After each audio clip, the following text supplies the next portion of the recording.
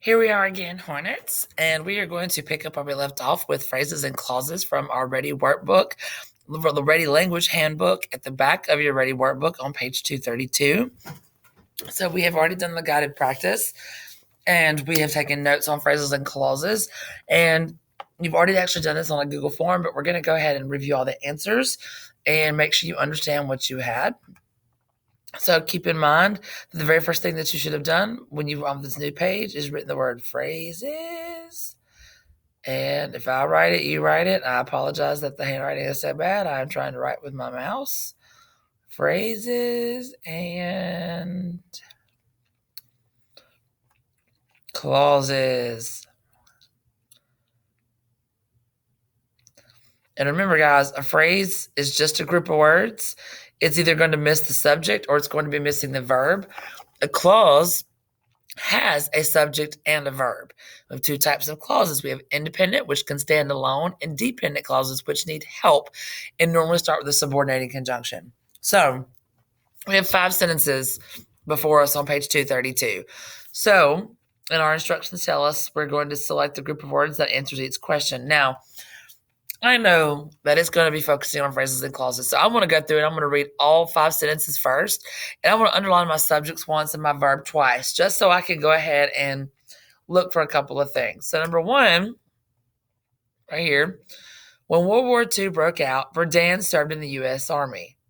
Well, World War II is a subject, and the verb is broke out.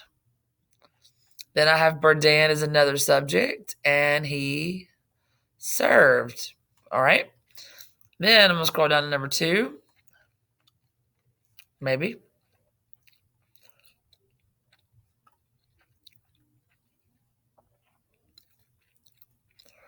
Number 2, let me get my eraser and erase this stuff. Says, after that, Bourdain spent time in Paris where he studied art. Once again, my subject is Bourdain. I'm going to underline that once. And what did he do? He spent. And then, we also have he right here studied art. So we have 2 subjects and 2 verbs again. Okay, I'm going to clean that up.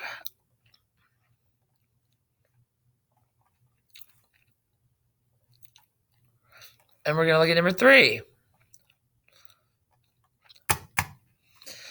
Back in New York once more, Bourdain briefly became a songwriter before pursuing art. So back in New York once more, Bourdain, that's my subject. What'd he do? He became, I'm going to learn that twice, even though it doesn't look like it's twice, it is. Became a songwriter before pursuing art again. Okay. So that's my subject. And now I'm going to go look at number 4.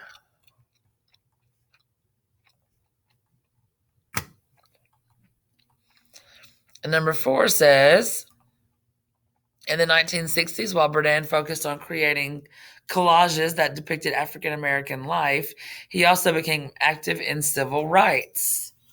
So, my subject this time is, once again, Bourdain. What did he do? I'm going to underline that twice. He focused on creating collages that depicted African American life. He also became active in civil rights. And we have one more to look at. Go look at number 5. Maybe.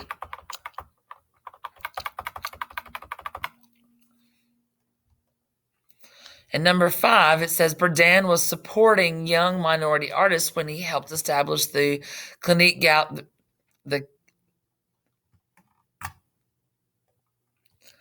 Sink Gallery in 1969. So my subject is Bourdain, and I was supporting him when he helped, what he do, establish the Sink Gallery in 1969. So we went through and we have found all of our subjects and verbs, just so that'll help us out a little bit when we come time to figure out if it's a phrase or a clause. So let's go ahead and look back at number 1. Number 1 asks, which of the words in this sentence is a clause? Well, we already underlined our subject and verb. So we know that World War II is our subject. Broke out as a verb. We also have subject over here, Berdan. And he served. So we know that in order for it to be a clause, it has to have a subject and a verb. So is broke out, that doesn't have a subject and a verb. In the U.S. Army is a prepositional phrase. C's got my verb, served, but it doesn't have a subject. So my answer has to be D, because it's got World War II as my subject, and my subject and my verb is broke out. Okay. Number 2. Which group of words in this sentence is a dependent clause? Okay, and keep in mind, a dependent clause means that it cannot stand on its own. It's got to have help. So we're looking for our dependent clause. So I already looked and saw that I had a subject, Berdan, and he spent time in Paris. And then I've got he studied. Now, I'm normally looking for a subordinating conjunction. And the subordinating conjunction I've got in this is right there. So in a subordinating conjunction starts a dependent clause. So the only one that matches what I just did up here is A. Woohoo! Number 3 says, which group of words in this sentence is an independent clause? So this time we're looking for an independent clause, which means it can stand on its own. It does not need any help. So my subjects I've got Berdan, briefly became a songwriter before pursuing art again. So, well, the only one that matches what I've underlined with my subject Berdan and my verb became is Berdan became a songwriter. That, guys, that makes sense all on its own. It doesn't need any help. It can just be a sentence, and it works fine. All right, number 4, it says, which group of words in this sentence is a phrase? Now, remember, a phrase cannot have a subject, or it can have a subject or a verb. It cannot have both, and it can also have neither. So I've got in the 60s. Well, that is a prepositional phrase. I'm just going to go ahead and get that right there. While Berdan, that's a subject, focus, that's a verb, up on creating collages. Woo, yay. Okay, that depicted African American life. He also became active in civil rights. So, which one of these does not have a subject or a verb? Well, this one's got a subject. He became, there's your verb. B's got while Berdan, that's my subject. Focus, that's my verb. In the 1960s, well, that's a prepositional phrase. And D's got a subordinated conjunction. It even says while Berdan focused. So the only thing that can possibly be a phrase is letter C. That is your answer. And now for number 5, which group of words in this sentence is a dependent clause, which means it cannot stand alone. It's going to have one of those subordinated conjunctions to help it out. So remember, I've got Berdan was. Now, is there a subordinated conjunction in front of that subject? Just pointing that out. When he helped establish the Sink Gallery in 1969. When is a subordinating conjunction?